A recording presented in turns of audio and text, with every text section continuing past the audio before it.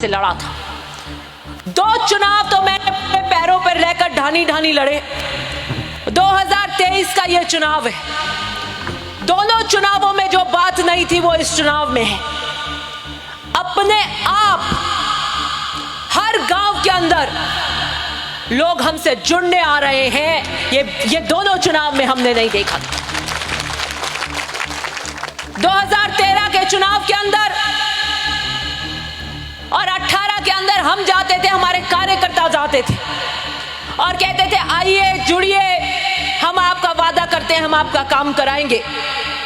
लेकिन 2023 के चुनाव में बीजेपी के कट्टर कार्यकर्ता हमारे साथ जुड़ रहे कार्यशैली के नाम पर।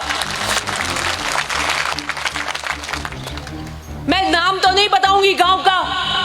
हम 15 साल से यूं सूखे बैठे और हमने देख लिया, बीजेपी के नेताओं को वोट देकर देख लिया। अब की बार हम काम के नाम पर वोट देंगे। हमने कहा भाई टाइम पे जुड़ जाओ, जो वादा ये कर लेते हैं उसका मतलब उसका पट्टा हो गया है, तो अपने समय पे जुड़ जाते हैं। अपनी बात बता दी उन्होंने और कि ये अब हमें विश्वास हो गया, हम इस विश्वास के साथ घर जा रहे हैं कि ये काम इन्होंने हाँ भर ली, ये पट्टा हो चुका है हमारा। और उन्होंने बीजेपी की मीटिंग में नहीं गए। बीजेपी के उम्मीदवार वगैरह ने सब रिश्तेदारी का जोर लगा लिया। उन्होंने कहा नहीं, अब हमने हमारा समर्थन दे दिया, उनकी घर पे भी नहीं बुला रहे उनको। लेकिन उन्होंने कहा हम इन 3 चुनाव में नहीं थे और इस चुनाव में हम जुड़ रहे हैं, विकास के लिए जुड़ रहे हैं, क्योंकि हमारी ढानियां 15 साल से रह गई हैं और अगले 5 साल 20 साल हम बिना विकास के रह जाएंगे। तो मैंने वादा किया कि जो ढानियां हमारे साथ जुड़ रही हैं उनके विकास की जिम्मेदारी मेरी जिम्मेदारी है। और जो भी बीजेपी से हमारे साथ जुड़ रहे हैं उनका विकास कराना, उनका मान सम्मान कराना, उनका विकास कराना हमारी जिम्मेदारी है। और मैं वादा करती हूं, जिन जिन ढानियों, जो ढानी हमारे साथ आशा और विश्वास के साथ जुड़ी हैं और उन ढानियों के अंदर जिन मूलभूत आवश्यकताओं की कमी है वो पूरा मैं कराऊंगी 3 महीने के अंदर अंदर।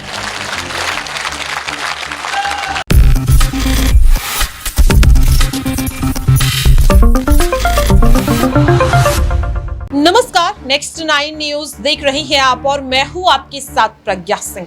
5 राज्यों के विधानसभा चुनाव, जहां 3 राज्यों में पहले ही मतदान हो चुका है और 2 राज्य बाकी हैं। राजस्थान की अगर बात करें तो राजस्थान में 25 नवंबर को वोटिंग है और ऐसे में कांग्रेस पार्टी के कुछ कद्दावर नेता जो लगातार पार्टी को मजबूत करने की कोशिश लगातार कर रहे हैं और इसी कड़ी में आज बात करने वाले हैं ओसिया विधानसभा सीट से विधायक दिव्या मदेरणा की। दिव्या मदेरणा की अगर बात करें तो वे हमेशा ही हाई कमान के साथ देखी जाती हैं।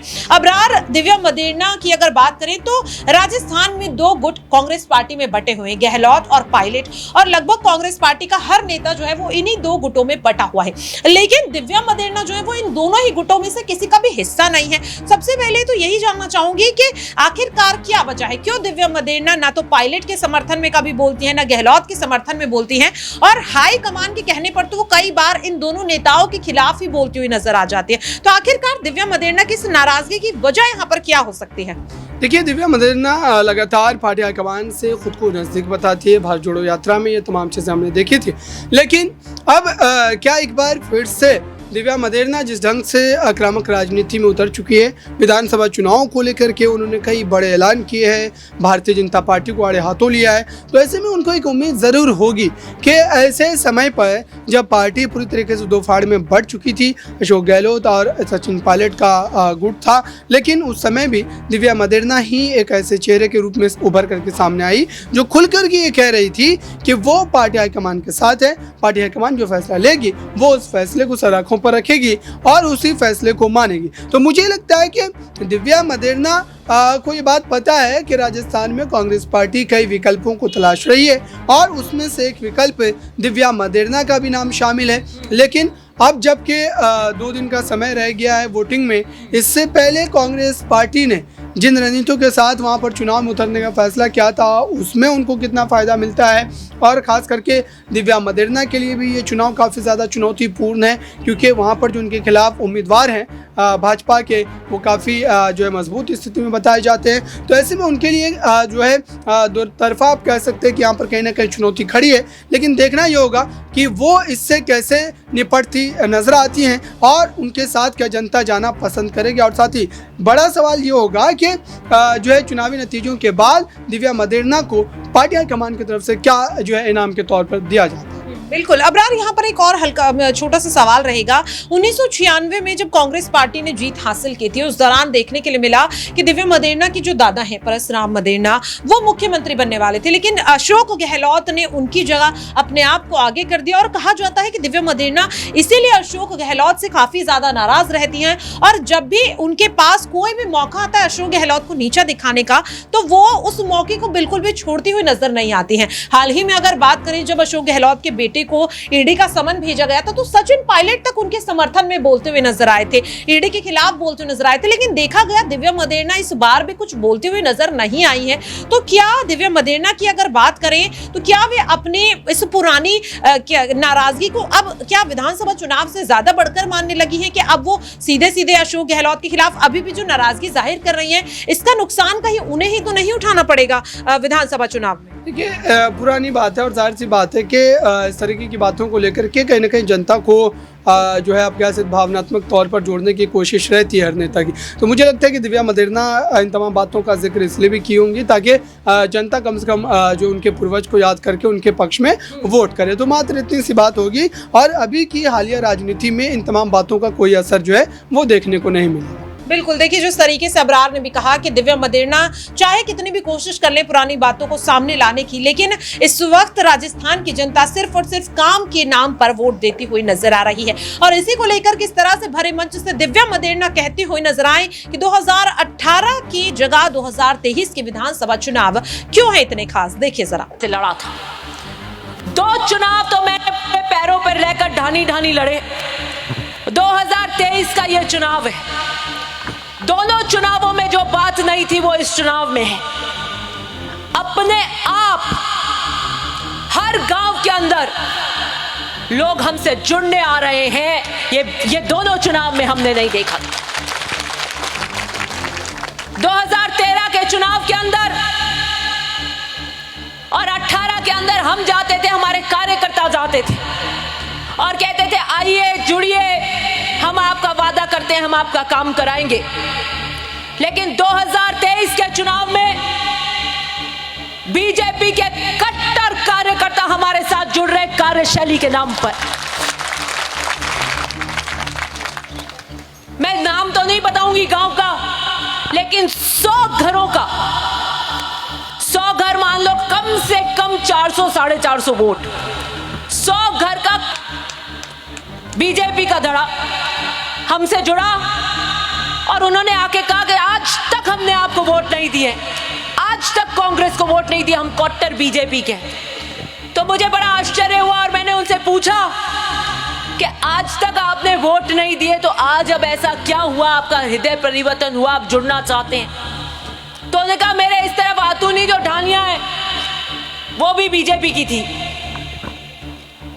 और वो पिछले चुनाव में जुड़ गई। उनके कोई विकास के काम नहीं हुए थे 10 साल से, और वो जैसे ही आपसे जुड़ते ही बाद में 3-4 महीने के उनके अंदर 2 मुख्य काम थे, वो त्रस्त थे, 10 साल से वो काम हो गए। मेरे इस तरफ कट्टर कांग्रेसी ढालियां हैं। 5 साल बीजेपी के कार्यकाल में उन ढानियों का काम नहीं हुआ था। जब कांग्रेस की सरकार बनी, आप विधायक बने, तो ब्याज समेत वहां काम हुए, 5 साल के भी हुए, इस 5 साल के भी हुए, और ऐतिहासिक काम हुए उन ढानियों के अंदर। बीच में हमारे एक लंबी पट्टी है 100 घरों की, हम 15 साल से यूसू के बैठे और हमने देख लिया, बीजेपी के नेताओं को वोट देकर देख लिया, अब की बार हम काम के नाम पर वोट देंगे। हमने कहा भाई टाइम पे जुड़ जाओ, जो वादा ये कर लेते हैं उसका मतलब उसका पट्टा हो गया है, तो अपने समय पे जुड़ जाते हैं। अपनी बात बता दी उन्होंने और और कि ये अब हमें विश्वास हो गया, हम इस विश्वास के साथ घर जा रहे हैं कि ये काम इन्होंने हाथ भर ली, ये पट्टा हो चुका है हमारा। और उन्होंने बीजेपी की मीटिंग में नहीं गए, बीजेपी के उम्मीदवार वगैरह ने सब रिश्तेदारी का जोर लगा लिया। उन्होंने कहा नहीं, अब हमने हमारा समर्थन दे दिया, उनकी घर पे भी नहीं बुला रहे उनको। ओम सिंह जी कह रहे थे अभी, इस चुनाव के अंदर एक नई बात और है कि बहुत भारी संख्या में राजपूत समाज हमसे जुड़ रहा है, और वो भी काम और कार्यशैली और विकास के नाम पर जुड़ रहा है। वो कह रहे हैं 8 में हम नहीं थे, 13 में हम नहीं थे आपके साथ, और 18 में नहीं थे। कुछ जो मदेरना साहब के साथ हमेशा से पारंपरिक हमारे परिवार का जुड़ाव रहा है वो थे, लेकिन उन्होंने कहा हम इन 3 चुनाव में नहीं थे, और इस चुनाव में हम जुड़ रहे हैं, विकास के लिए जुड़ रहे हैं, क्योंकि हमारी ढानियां 15 साल से रह गई हैं और अगले 5 साल 20 साल हम बिना विकास के रह जाएंगे। तो मैंने वादा किया कि जो ढानियां हमारे साथ जुड़ रही हैं उनके विकास की जिम्मेदारी मेरी जिम्मेदारी है, और जो भी बीजेपी से हमारे साथ जुड़ रहे हैं उनका विकास कराना, उनका मान सम्मान कराना, उनका विकास कराना हमारी जिम्मेदारी है। और मैं वादा करती हूं, जिन जिन ढानियों जो ढानी हमारे साथ आशा और विश्वास के साथ जुड़ी हैं, और उन ढानियों के अंदर जिन मूलभूत आवश्यकताओं की कमी है वो पूरा मैं कराऊंगी 3 महीने के अंदर अंदर। तो देखा आपने और सुना भी कि किस तरह से दिव्या मदेरना साफ तौर पर कहती हुई नजर आई कि 2023 के विधानसभा चुनाव में राजस्थान की जनता मन बना चुकी है कि उन्हें कांग्रेस को ही वोट देखना होगा। अब ऐसे में देखना होगा, 25 नवंबर को वोटिंग है और 3 दिसंबर को परिणाम आ जाएंगे। क्या लगता है इस बार राजस्थान में किसकी जीत होती हुई नजर आ सकती है? फिलहाल के लिए इस खास रिपोर्ट में इतना ही। देश और दुनिया की तमाम खबरों के लिए आप सभी देखते रहिए नेक्स्ट 9 न्यूज।